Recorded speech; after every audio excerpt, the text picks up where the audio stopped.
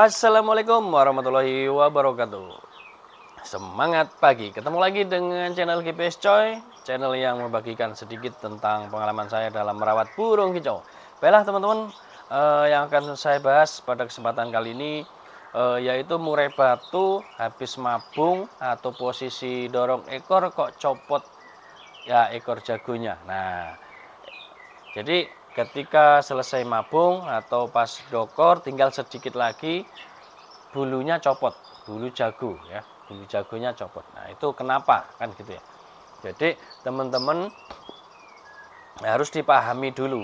Nah, apakah menggunakan keroto, apakah tidak nih. Ketika mau ngambrolin bulu itu bisa pakai keroto, bisa pakai ulet Hongkong.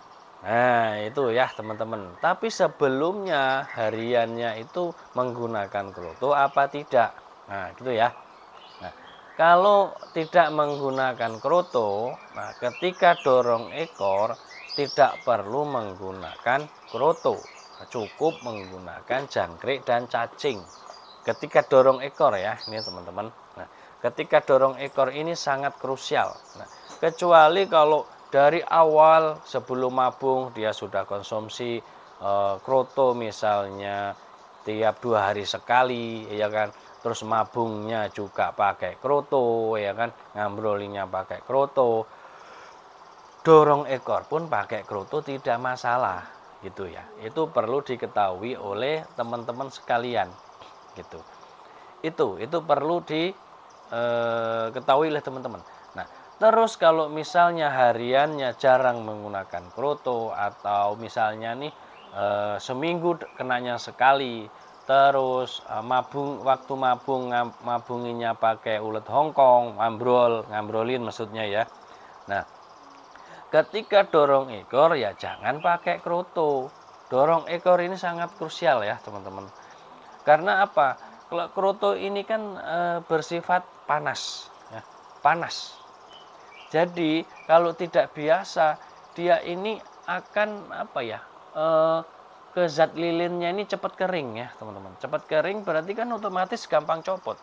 Kalau zat lilinnya kering ya kan, nggak gigit lagi gitu kan. Ketika masih mau dorong itu kan ininya kering, zat lilinnya kering, ya dia akan otomatis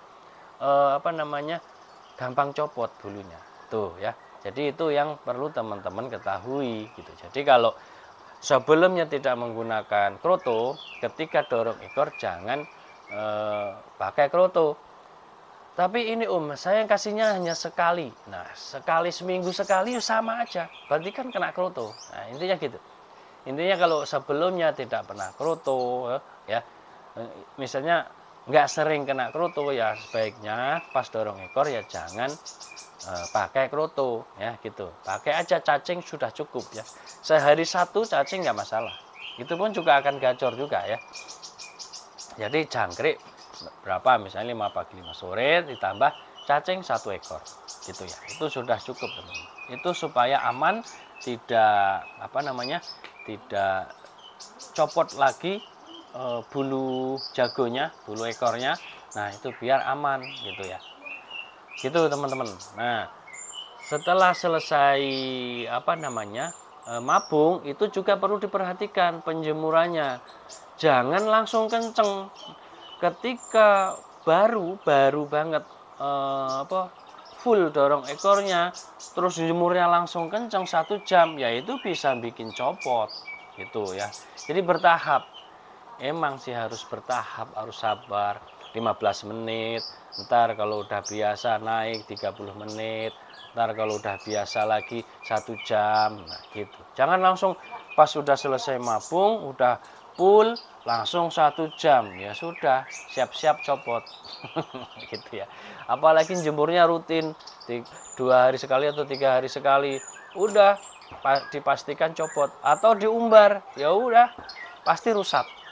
Ya gitu. Jadi semuanya ada proses. Pertama dikenalkan panas 10-15 menit. Naik bertahap lah gitu ya. Selama misalnya kalau saya sendiri selama 1 bulan gitu kan. Atau 3 minggu, lah minggu keempat nanti sudah mulai dinaikkan gitu ya. Sudah mulai dinaikkan menjadi 30 menit ya kan. Nanti kalau dapat 3 minggu, 2 minggu bisa dinaikkan lagi dan mulai diumbar. Jadi kenapa bertahap seperti itu? Supaya keringnya ini benar-benar kering gitu. Jadi jangan sampai masih basah, jemur kencang, tahu-tahu ya sama aja kayak pisang ya. Pisang masih mentah terus disemprot, ya sama aja begitu ya. Matangnya kadang ada yang apa namanya, matang kalau misalnya masih muda jadi matangnya itu nggak sempurna gitu ya teman-teman. Sama seperti itu juga.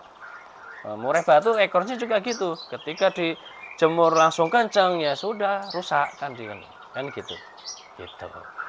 Jadi nggak manis, jadi sepet. Ibarat pisang jadi sepet gitu ya. Meskipun warnanya kuning tapi rasanya nggak matang gitu. Nah, harus bertahap ya teman-teman. Harus sabar, harus bertahap.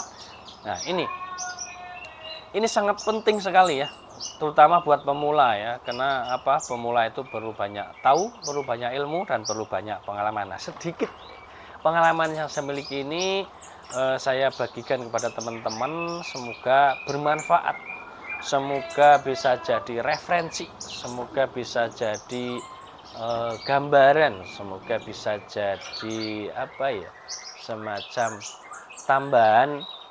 tambahan pandangan, tambahan cara rawatan. Nah, jadi memang sih banyak yang bilang, banyak yang disampaikan oleh apa namanya youtuber lain ya kan, mungkin teman-teman kita ya seperti itu. Tapi ini hanya gambaran saya, sepengalaman saya ya. Jadi kalau misalnya, kalau gini-gini gimana? Ya ini yang saya sampaikan ini hanya sebatas sepengalaman saya saja dan yang saya alami saja.